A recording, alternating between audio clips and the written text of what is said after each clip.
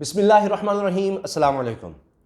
लाहौर में अनारकली का बाज़ार सबसे पुराना मशहूर बाज़ार, वहाँ पर दहशतगर्दी का वाक़या होता है। उसके हवाले से दो बड़े अहम पहलू हैं जिन पर बात करनी है। एक तो ये कि कितनी गिरफ्तारियाँ हुई हैं, कितने दहशतगर्द थे, जिनमें से कौन कौन पकड़ा गया है, और 24 घंटे के अंदर अंदर क्या कुछ पता चला है, क्या कार्रवाई हुई है, और जो हमारे ज़राए हैं वो क्या बता रहे हैं कि अभी कहाँ तक पहुँच चुके हैं इदारे, एजेंसियाँ, और कुछ चीज़ें हैं जो अभी तक सामने नहीं लाई जा रही। क्यों नहीं लाई जा रही वो भी आपको बताएंगे।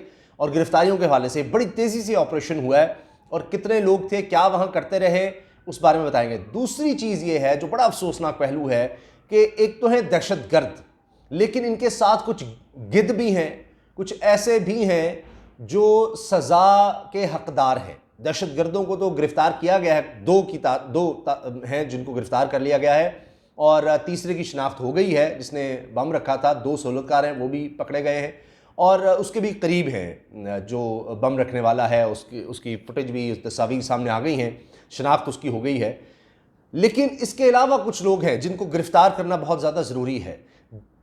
इन्होंने जानें ली हैं, लोगों को ज़ख्मी किया है, दहशत फैलाई है मुल्क में।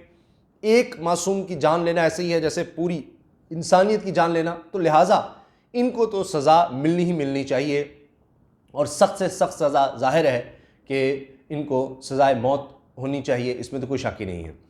मगर वो लोग जो बेहिस हो चुके, जो समझे कि जानवरों वाली, ये तो दरिंदे हैं ना, ये तो जानवर से भी बदतर हैं, लेकिन कुछ ऐसे हैं जिन्होंने इस माहौल में भी, बजाय इसके कि जो लोग ज़ख्मी थे, जो जाँबाक हुए, उनके लिए कुछ किया जाता, ज़ख्मियों की मदद की जाती, वहाँ पर ऐसे लोग थे कि जो लूट मार में लग गए। तस्वीर हैं, वीडियोस मौजूद हैं। इन लोगों को भी नहीं छोड़ना चाहिए, सज़ा इनको भी मिलनी चाहिए। ये लोग क्या करते रहे जो इस मुल्क की, इस कौम की बदनामी का बायस बन रहे हैं। इतनी दुख की बात है, इतनी शर्मनाक हरकतें वहाँ पर होती रही कि लोग ज़ख्मों से कराह रहे हैं, परेशान हैं। यकीनन लोगों ने उनको मदद फराम की, हॉस्पिटल लेकर गए, जो लोग जाँ बाक हो गए उनको लेकर गए, हॉस्पिटल लेकर गए।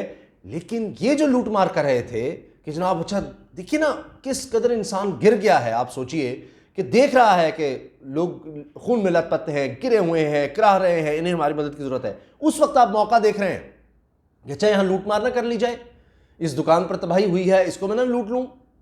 ये क्या लोग हैं, किस सोच के हैं? तो इनको भी सज़ा देनी चाहिए। पहले उनको गिरफ्तार कर लें, उसके बाद इनको भी नहीं छोड़ना चाहिए, इनको सज़ा दी जाए ताकि लोगों के जहनों में ये बात आ जाए। क्योंकि सज़ा और जज़ा का सिलसिला इसलिए होता है, कानून का मतलब ही ये है कि जब कोई ऐसी हरकत करे तो उसको सज़ा दी जाए, ताकि किसी और के जहन में ये शैतान ये सोच ना डाले कि जी यहाँ मैं लूट मार कर लूँ, किसी वाकई तलाश में लूँ, कोई ऐसा सान्या होता है तो मैं लूट मार कर सकूँ। ये बड़े दुख की बात है। तो जनाब, पहली चीज़ ये, इस पर हम थोड़ी और तफसील से ज़रूर बात करेंगे।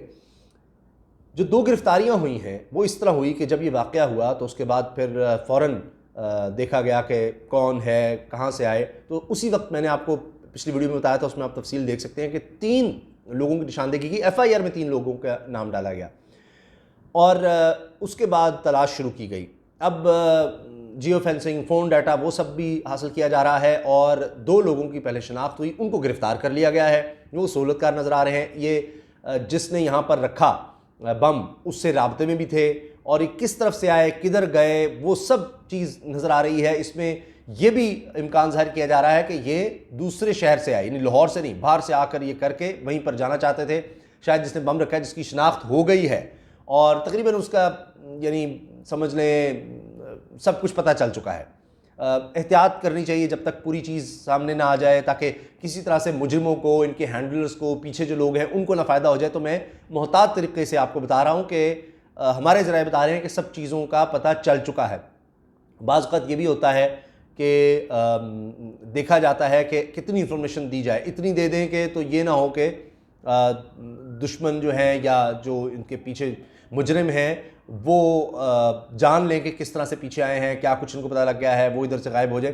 तो इस वजह से भी कुछ चीज़ इंफॉर्मेशन छुपाई जाती है। लेकिन 24 घंटे के अंदर अंदर ये कार्रवाई काफ़ी हद तक मुकम्मल हो गई। 2 गिरफ्तार और तीसरा तकरीबन उसका घेरा काफ़ी तंग हो गया है।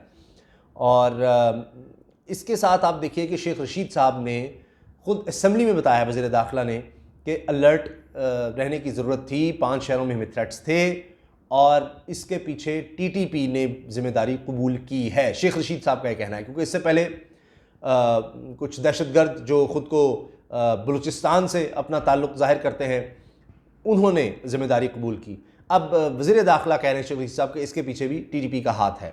और एक और ख़ास बात यह है कि इसमें एक अहम पहलू ये है कि शेख रशीद साहब का ये कहना कि जनाब इसका मकसद क्या है इस दहशतगर्दी का, ख़ास तौर पर ज़ाहिर है कि मुल्क में अफरा तफरी फैलाना, मासूम जानों को लेना और इस तरह अगर लोगों को, आम शहरियों को निशाना बनाया जाता है, शहीद किया जाता है, तो इससे खौफ और रास फैलाना और दिखाना कि हम कुछ भी कर सकते हैं अपनी बातें मनवाने के लिए, और ये सब एक इसमें ये पहलू है। शेख रशीद साहब ने कहा है कि जी PSL ना हो सके मुल्क में और इंटरनेशनल प्लेयर्स ना आए, फिर वही कि पाकिस्तान तो अभी महफूज मुल्क ही नहीं है, ऑस्ट्रेलिया की टीम ना आए।